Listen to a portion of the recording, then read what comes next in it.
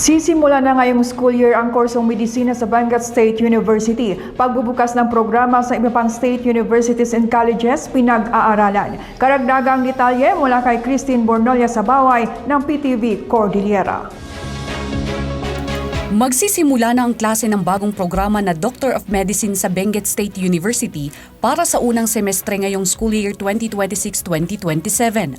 Ito ay alinsunod sa direktiba ni Pangulong Ferdinand R. Marcos Jr. dahil sa kakulangan ng bilang ng mga healthcare professionals sa bansa. Sa State of the Nation address ng Presidente, binigyang diin niya ang kahalagahan ng pagbibigay prioridad sa kalusugan at ang pagkakaroon ng tamang edukasyon sa pamamagitan ng scholarship grants na ibinibigay ng mga pampublikong paaralan at mga higher education institution na kwalipikado sa nasabing programa para sa doctors to the barrios. Ito rin ang pangunahing layunin ng kurso sa medisina sa Benguet State University.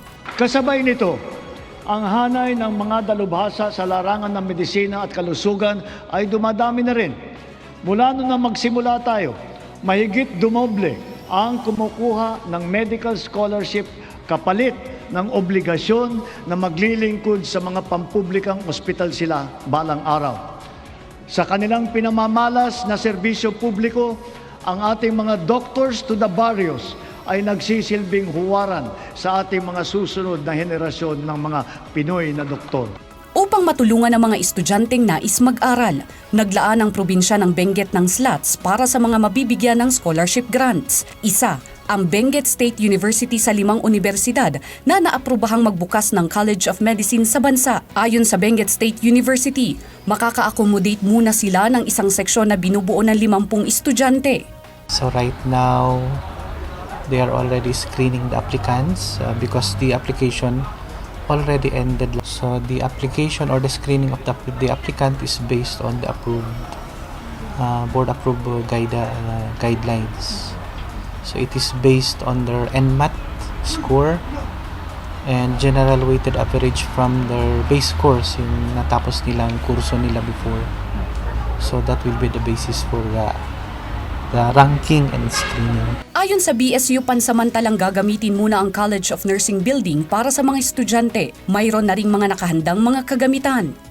Initially, when we were starting the program, we were given initial fund to purchase the equipment. So meron ng mga initial equipment including library resources.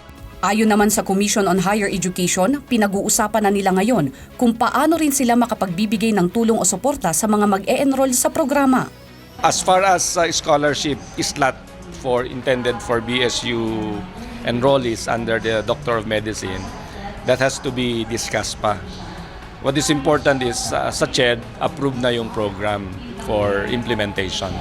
Ayon pa sa opisina, pinag-aaralan din nila ngayon kung maaari ring mabuksan ang nasabing programa sa Kalinga State University.